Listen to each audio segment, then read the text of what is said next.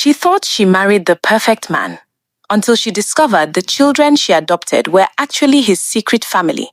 And for 10 years, the man sleeping beside her had been carefully destroying her chance of ever becoming a mother. People envied Amaka's life. She owned properties across the city, drove the finest cars, and commanded respect everywhere she went. But behind the designer smiles and luxurious lifestyle was a woman secretly praying every night for true love and the laughter of a child in her home. Then came Emmanuel. Gentle voice, calm smile, perfect manners. He treated Amaka like the most precious woman on earth.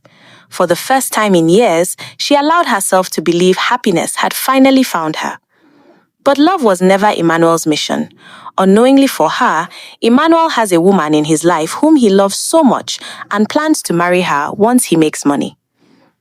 After their wedding, Emmanuel behaved like a loving husband. He cooked for her sometimes, prayed with her, accompanied her to events, and treated her gently in public. People envied their marriage. But every night before meeting Amaka in the bedroom, Emmanuel secretly swallowed contraceptive pills or hormonal medication he got from a shady pharmacist. He had been told the drugs could reduce his fertility temporarily. He was determined, no child must tie me permanently to this woman. Meanwhile, Amaka desperately longed to become a mother. Months turned into years. After 7 years without pregnancy, the pressure began. Relatives whispered, maybe she's barren. Church women mocked her secretly. Friends began avoiding baby discussions around her. Amaka cried herself to sleep many nights. She visited hospitals repeatedly. Every test came back normal. The doctor even suggested, your husband should also run some tests. But Emmanuel always refused. I'm perfectly fine, he would say angrily. To avoid suspicion, he sometimes pretended to be offended whenever children were mentioned. Amaka obeys him because of the love she had for him and always scared to lose him. Another 3 years passed. One morning, Emmanuel woke Amaka up from sleep to discuss with her about something. He suggested adopting a child. Amaka refused at first because she was still hoping in God, but Emmanuel convinced her and she eventually agreed. They went through the process and Amaka adopted twins, a boy and a girl. When they brought them home, she was very happy, knowing she finally had children to call her own. Unknown to her, those children belonged to Emmanuel and his girlfriend. They had carefully planned for Amaka to adopt them so the children could inherit all her wealth. The work in the house became too much for Amaka, so she discussed getting a house help with Emmanuel. Emmanuel immediately agreed. 2 days later, he brought in his girlfriend Chioma to live with them as their maid. Amaka accepted her, not knowing she was her husband's girlfriend. Chioma started living with them as a maid, but whenever Amaka left the house, she would go and meet Emmanuel in Amaka's matrimonial room. This continued until one day, the gateman saw them together through the window. He was shocked and could not believe his eyes. Quietly, he returned to his position and pretended not to see anything. Chioma took care of the children very well, especially because they were her biological children. One midnight, Emmanuel sneaked out of their room to meet Chioma. Suddenly, Amaka woke up and noticed he was gone. Curious, she went looking for him. As she walked downstairs, she saw him coming out of Chioma's room. "What are you doing downstairs? And why are you coming out of Chioma's room?" she asked. Emmanuel quickly lied. "One of the kids started crying, so I went to call her." Amaka naively believed him. "All right, go to the room. I will take care of the kids myself." Emmanuel hurried upstairs with his heart beating fast. Amaka tried to ignore the strange feeling in her chest, but sleep never returned that night. Something about Emmanuel's nervous voice and the way he avoided her eyes deeply unsettled her. The next morning, she noticed Chioma could barely look at Emmanuel during breakfast. Even the twins acted unusually attached to Chioma, calling for her more naturally than they did for Amaka. At first, Amaka brushed it aside, believing it was simply because Chioma spent more time caring for them. But the gate man could no longer keep quiet. 2 days later, while Amaka was preparing to leave for a charity event, the old gate man approached her slowly. "Madam, forgive me if I'm crossing my boundary, but please be careful in this house." Amaka frowned. "What do you mean?" The man hesitated before speaking. "I have seen things I cannot explain. Oga and Chioma, they behave like husband and wife whenever you leave." Amaka's heart skipped. At first, she became angry. She accused the gate man of trying to destroy her marriage. She warned him never to say such a thing again and left. At the office, she could not think straight. Doubt slowly began creeping into her mind, but she comforted herself and remained calm. One day, Amaka was inside the room searching through their wardrobe when a medicine packet fell out of Emmanuel's jacket. Immediately, she picked it up, wondering what it was used for. Instead of confronting him, she hid it inside her bag, prepared herself, and went to the hospital. When she arrived, she showed it to the doctor. The doctor examined it carefully and explained that the medication was used to temporarily reduce male fertility.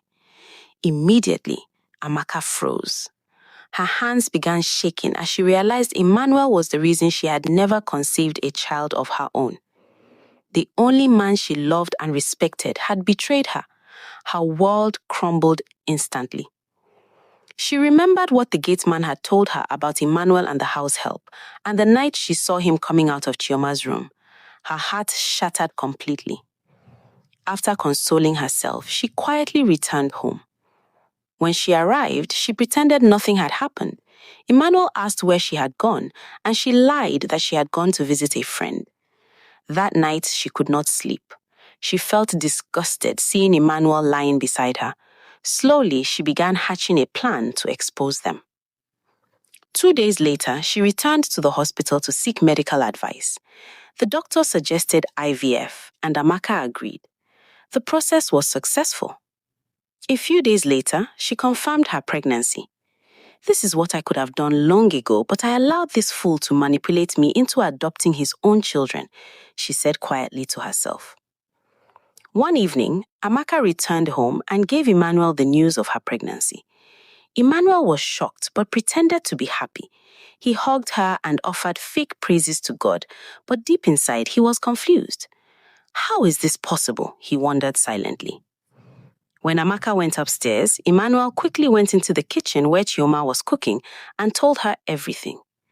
When Chioma heard about the pregnancy, she became shocked, angry, and confused. "I thought you were very careful. How did you allow her to get pregnant?" she asked angrily. Emmanuel insisted that he had been careful and had continued taking the medication. Both of them were confused and did not know what to do. Meanwhile, Amaka was inside her room watching and listening to everything through hidden cameras she had secretly installed all over the house, including Chioma's room. Despite everything, Amaka continued taking good care of their adopted children. She never treated them badly because of what their parents had done. Emmanuel continued pretending to be happy and caring so Amaka would not suspect his next moves. As time went on, Emmanuel and Chioma began planning how to terminate Amaka's pregnancy by secretly putting drugs into her food and drinks. One morning, Chioma prepared breakfast for Amaka and secretly added harmful medicine to it. When Amaka came downstairs, she looked at the food, smiled, and left without touching it. When Chioma returned later and discovered the food untouched, she became furious and threw it away. They tried several times, but all their efforts failed. "Let's just get rid of her completely," Chioma said one day. "Yes, but we must first find a way to make her sign the documents," Emmanuel replied. So, they began hatching another dangerous plan. One night, Amaka sat in the living room watching television and drinking juice. Emmanuel secretly added drugs to her drink before quietly going upstairs. Amaka continued drinking while watching television. Suddenly, she pretended to feel dizzy and slowly walked upstairs to her room. Emmanuel was already there waiting for her. "Baby, are you okay?" he asked, pretending to care. Emmanuel smiled secretly when he noticed Amaka struggling to keep her eyes open. "Maybe you should rest," he said softly. Amaka nodded weakly and sat on the bed, while Emmanuel hurried downstairs to call Chioma. Within minutes, the two of them entered the room quietly. Chioma whispered nervously. Emmanuel brought out a file from the wardrobe. Inside were property transfer documents he had secretly prepared. Their plan was simple: force Amaka's thumbprint and signature onto the papers, then make it appear as though she willingly handed over everything before mysteriously disappearing from public life.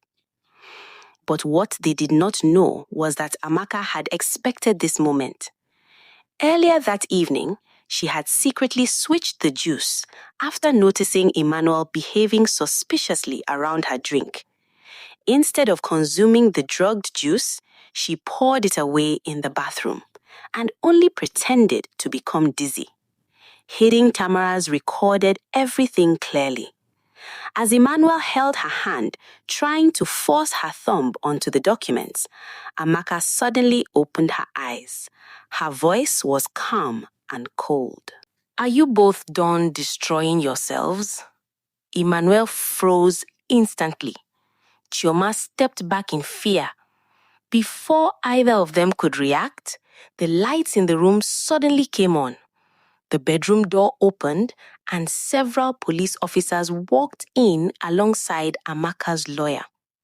The twins, awakened by the noise downstairs, began crying softly in the hallway. Emmanuel panicked immediately. "Baby, listen, this is not what you think." "Don't call me that," Amaka shouted. Her face remained cold and steady. The lawyer placed printed photographs and screenshots from the hidden cameras on the bed. Emmanuel secretly meeting Chioma, their conversations about the fake adoption plan, their discussions about stopping Amaka's pregnancy, and proof that the twins were actually their biological children.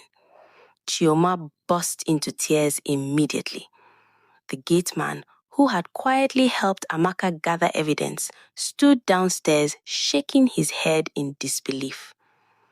Amaka looked at Emmanuel with deep disappointment. "For 10 years, I loved you honestly," she said quietly. "I gave you trust, respect, and my whole heart.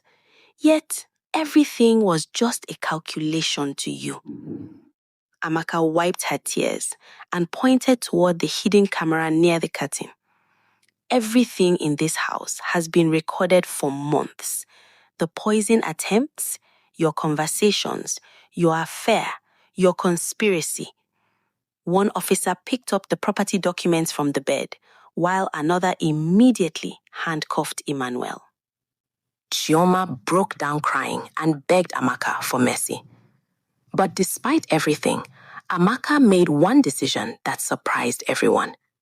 She refused to abandon the twins. "They are innocent," she told her lawyer. "Children should never pay for the sins of adults." Months later, Amaka safely gave birth to a beautiful baby girl. For the first time in many years, genuine laughter filled the mansion. Not fake happiness, not manipulation, but peace. And as Amaka sat in the garden one evening, watching the 3 children play together, she finally understood something powerful. Sometimes betrayal breaks a person, but sometimes it exposes the truth needed for a new beginning.